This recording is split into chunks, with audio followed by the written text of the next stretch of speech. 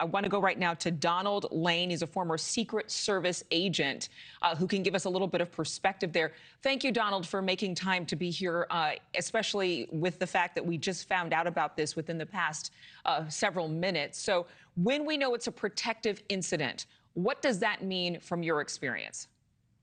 It's good to see you. Good to be here.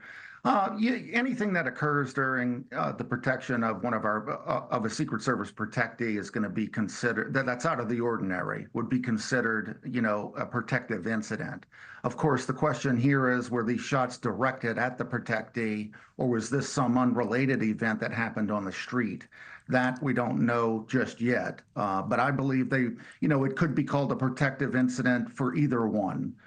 Because it did, disrupt operations there, because as soon as they would have heard the gunshots, they would have moved him to a position of safety.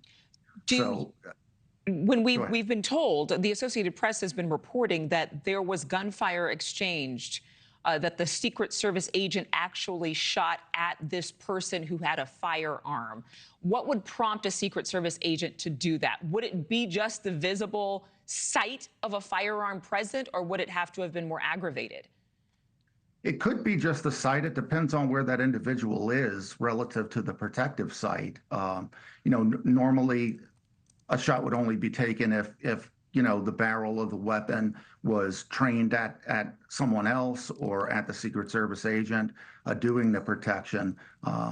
So, it's unclear at this point as to whether these shots were actually intended for the protectee or somebody around the protectee, or if they were just on the street. But, an agent would have to articulate a reason why he took a shot at someone. It would not be good to see somebody with a gun walking around your protective site. To actually shoot would lend to tell me that this person was trying to engage the agent or engage the protective site.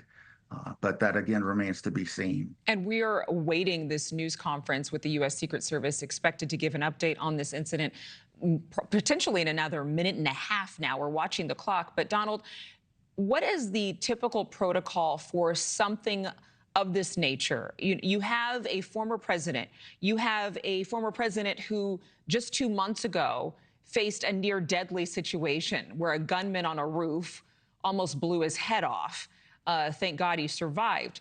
But do you have multiple agents along the perimeter? Would this have been one Secret Service agent on the very outermost rim of Trump International? And then as you get closer to where the president would be, that there would be more agents? Or do Secret Service agents move in pairs when you have somebody as high profile as President Donald Trump?